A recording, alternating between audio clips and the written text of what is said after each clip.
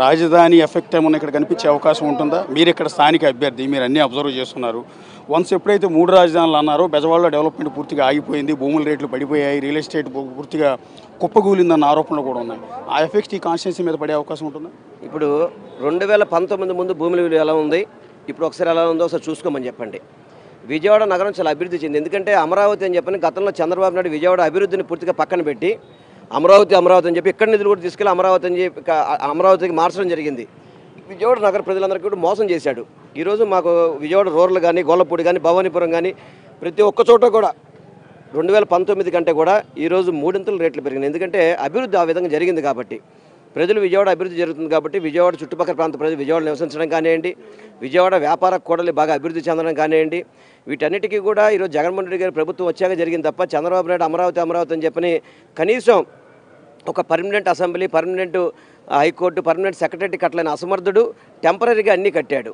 Temporary కట్టాల్సిన పనే ఉందంటే అతను అమరావతి నిజంగా ఉంచే ఉద్దేశం ఉంటే కనుక పర్మనెంట్ కట్టచ్చుగా. ఈరోజు కేసీఆర్ కట్టాడు అక్కడ సెక్రటరీ 650 కోట్లతో కడితే ఇక్కడ 1250 కోట్లతో తాత్కాలిక సచివాలయాలు కట్టాం మనం.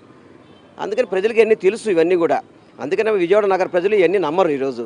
ఎందుకంటే విజయవాడకి మాకు ఆల్రెడీ స్వయం అభివృద్ధి ఉంది, మాకు దాంతో ఇబ్బంది ఏం లేదు. విజయవాడ మమ్మల్ని స్వేచ్ఛగా వదిలేసే చాలు, చక్కగా మా జగన్మోహన్ రెడ్డి గారి పరిపాలన ఈరోజు వాళ్ళందరూ కూడా అదే విధంగా ఉన్నారు. ఈరోజు ఇది కొంత మీకు ఇబ్బందిగా ఉండొచ్చేమో. ఏంటంటే ఒకటి ఏంటంటే ఇక్కడ కాపు ఓటర్లు ఎక్కువ సెంట్రల్ నియోజకవర్గంలో, అలాగే బ్రాహ్మణ ఓటర్స్ కూడా ఎక్కువ. బ్రాహ్మణ కులానికి చెందిన మల్లాది విష్ణువుని తప్పించేయడం వల్ల బ్రాహ్మణులు ఏమన్నా మీ మీద అలిగే అవకాశం ఉంటుంది. అట్లాగే పవన్ కళ్యాణ్ని మంత్రిగా ఉన్నప్పుడు మీరు పదే విమర్శలు చేయడం వల్ల కాపులు మిమ్మల్ని టార్గెట్ చేసే అవకాశం లేదా? అంటే పవన్ కళ్యాణ్ను కాపులు నమ్ముతున్నారు ఈరోజు. ఎందుకంటే కాపుల్ని నెట్టంట ముంచిన వ్యక్తి అండి పవన్ కళ్యాణ్ అనే వ్యక్తి. ఎందుకంటే కాపులు ఎవరైనా కానీ పవన్ కళ్యాణ్ ముఖ్యమంత్రి అవుతాడంటే మా వాడు ముఖ్యమంత్రి అవుతాడని నమ్ముతారు. నేను చంద్రబాబు కూలీ చేస్తాను, చంద్రబాబు నేను పలకి మోస్తానంటే కాపులు ఎందుకు వెళ్తారు? వాళ్ళేమి కాపులు విద్యున్లు అందరూ కూడా.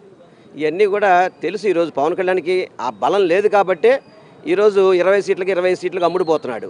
నీకు అదే ధైర్యం ఉంటే కనుక 170 సీట్లో పోటీ చేయొచ్చుగా. అతను నమ్మే పరిస్థితిలో పవన్ కళ్యాణ్ని నమ్మే పరిస్థితులు. ఎందుకంటే ప్యాకేజీ స్టార్ అతను.